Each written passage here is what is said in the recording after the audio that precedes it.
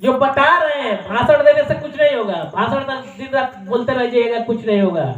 जब तक आप अपने आचरण में उसको नहीं ढाल लेते हैं, यानी आचरण में ढालना है हम लोगों को। जो हम लोग बोल रहे हैं, कर रहे हैं, उसको आचरण में बिठाना है, करना है, कर कर दिखाएंगे, तब प्रकाश पर्व का सही मायने मनाने का मतलब हम लोग सार्थक कर पाएंगे। जब आचरण में उसको कर कर दिखा देंगे तब। तो आचरण में करना है, इसको उतारना है। और ये प्रकाश पर्व जो मन रहा है, ऐसे ऐसे छोटे छोटे प्रोग्राम बन रहा है, क्यों बन रहा है? क्योंकि बीच में कुछ कड़ियां ऐसे हुई थी, बीच में कुछ ऐसा समय आया कि हम लोग अपने संस्कृति को भूल गए। तो संस्कृति को याद करने के लिए, ताजा करने के लिए, आगे याद रखने के लिए ऐसा प्रोग्राम होता है। मैं एक छोटे से उदाहरण से, बोध कथा से इस बात को आप लोगों को समझा रहा हूं। एक बार किसान और बादल में झगड़ा हो गया। जो पानी बरसाती है बादल, उसमें और किसान में झगड़ा हो गया किसी बात को लेकर। तो बादल ने कहा कि भाई हम अब पानी नहीं बरसाएंगे। अब पानी नहीं बरसेगा तो भाई खेती कैसे होगी? उस समय तो ये सब था नहीं, आधुनिक बोरिंग वोरिंग नहीं था ये सब। उस समय प्रकृति के भरोसे ही लोग खेती करते थे, उस समय की घटना है। तो बादलों ने कहा कि हम पानी नहीं बरसाएंगे, किसान हमसे झगड़ा कर रहे हैं। अब किसान भाई पड़ गए बहुत फेरे में कि अब क्या होगा, बादल पानी नहीं बरसा रहा है। तो बादलों ने पानी बरसाना बंद कर दिया। सारे लोग अपने अपने घरों में आराम करने लगे। लेकिन एक किसान ऐसा था, वो जिद्दी था, वो ठान लिया था कि पानी बरसे या ना बरसे, हमको खेत में काम करने जाना है। वो किसान प्रतिदिन अपने खेत में जाता था, कुदाल और अपना हल लेकर, और उसी तरह से काम करता था। जब कुछ दिन वो इसी तरह से काम करता रहा, तो एक दिन बादल मजबूर होकर आती है और पूछते हैं उस किसान से, अरे भाई हम लोग तो पानी बरसाएंगे नहीं, तो तुम काहे कोई खेती कर रहा है, हल जोत रहा है, कुदाल चला रहा है, हम तो पानी बरसाने वाले नहीं है। ये जो तुम कर रहे हो बर्बाद हो जाएगा, ये हो जाएगा। तो किसान बोला कि मैं इसलिए प्रतिदिन नहीं आ रहा हूं कि तुम पानी बरसाओगे कि नहीं बरसाओगे, मेरा फसल होगा कि नहीं होगा, मैं इसलिए नहीं आ रहा हूं खेत में काम करने के लिए। मैं काम करने इसलिए आ रहा हूं कि अगर मैं काम करना छोड़ दूं और आप लोग पानी बरसाना भूल जाए, छोड़ दे, और हम काम करना छोड़ दे, तो कुछ दिन के बाद स्थिति हो जाएगी ये कि हम काम करना ही सदा के लिए भूल जाए। इसलिए अपने काम को जीवित रखने के लिए ये काम करने खेत में आते हैं। मजबूर होकर बादल को ये सोचना पड़ा कि अरे भाई कहीं हम भी ना भूल जाए कि मुझको पानी बरसाना है। कुछ दिनों के बाद मैं भी भूल जाऊंगा कि मुझे पानी भी बरसात करनी है। इसलिए मजबूर होकर बादल को बरसना पड़ा और किसान का खेत फसल हो गया। तो ये प्रोग्राम जो संस्कृति को लगातार जारी रखे, छोटा हो या बड़ा हो, उससे मतलब नहीं है। हम लोग को अब जिंदा रखे हैं, ये शुरुआत कर दिए थे, इसको जिंदा रखना है। लोग आएंगे क्या कहेंगे, उससे ज्यादा विचलित होने की जरूरत नहीं है। सुनिए, सबका सुनिए, जहां जरूरत हो वहीं जवाब दीजिए, नहीं तो साइलेंट रहिए।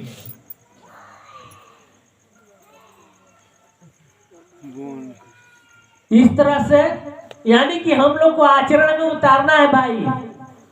जो बात यहाँ बोली जा रही है, समझाई जा रही है, अनाई तो अब लगले आई छठ देखिए, तो यहाँ होई घर है का हुई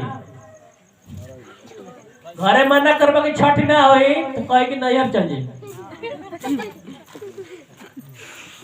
कर दे। तो कहने से नहीं होगा, करने से होगा। सबसे ज्यादा अरे समाज में अगर देश में राम रहीम आशा राम तमाशा राम रामपाल ये सब पैदा हो रहे हैं तो किसकी कमी है? हमारी माँ बहनों की कमी है। ये अशिक्षित है, अज्ञानी है।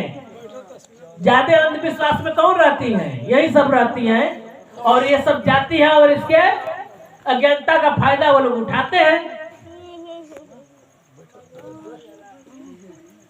तो हमारे मन संचालक बोल भी रहे थे कि एक औरत शिक्षित हो जाए तो 2 परिवारों को शिक्षित कर देती है, सुधार देती हैं।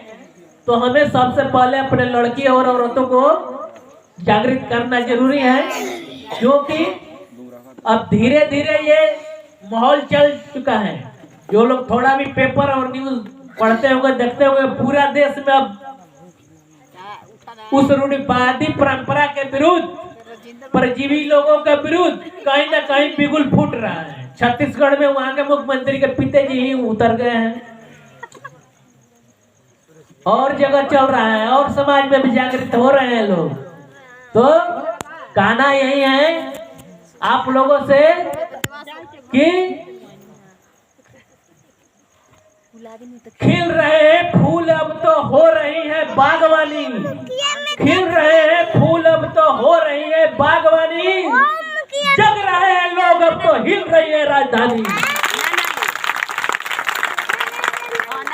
जागने की जरूरत है, बहुत सो लिए हम लोग,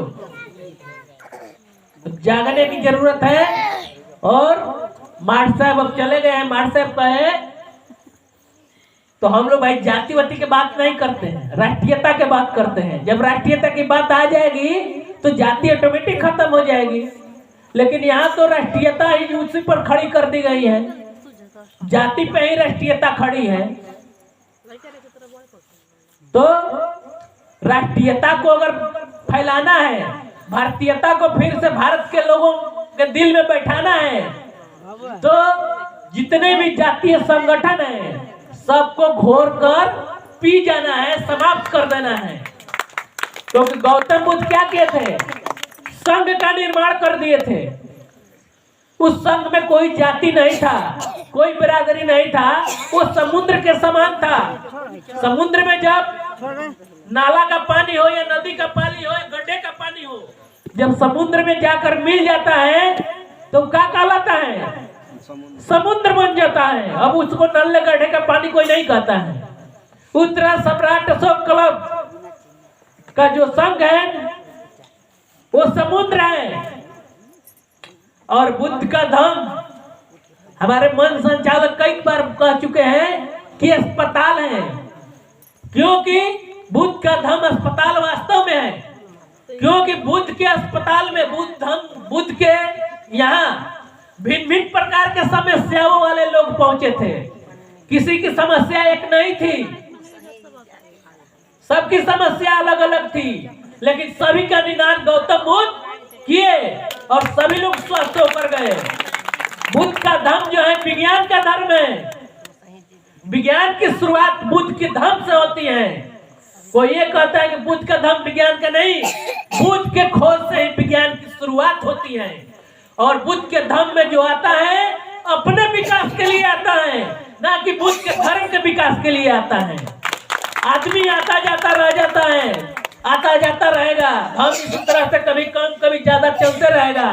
जो भी बुद्ध के धर्म में आते हैं अपने विकास के लिए आते हैं, अपना विकास करते हैं, नहीं कि उस व्यक्ति के आने से बुद्ध का धर्म का विकास नहीं होता है। तो मैं अपने वाणी को विराम दूंगा बस एक शेर के बाद कि हम सम्राट अशोक क्लब का यही कहना है पूरे देश के लोगों से कि कौम को कबीलों में मत बांटो, कौम को कबीलों में मत बांटो, हिमालय को टीलों में मत बांटो। अरे भारत तो प्रेम का अथाह समुद्र है, इसे तालाब और झीलों में मत बांटो। इसी के साथ जय श्रवण जय भारत, अतुल्य भारत, श्रेष्ठ भारत, नमो।